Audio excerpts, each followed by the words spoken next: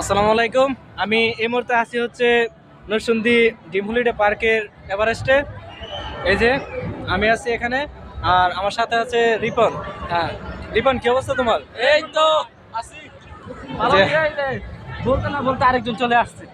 এই যে আমার সাথে আরো ছিল, দুইজন লোক ছিল। এই যে নিচে আছে উবাইদুল, আবার নামটা বলতে পারতেছি না। এই যে নিচে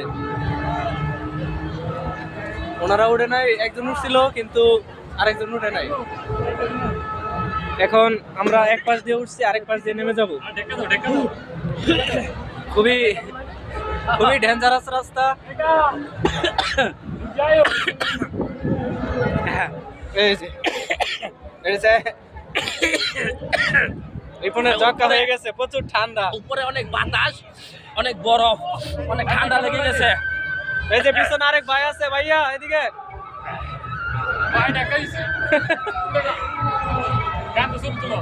আচ্ছা আচ্ছা,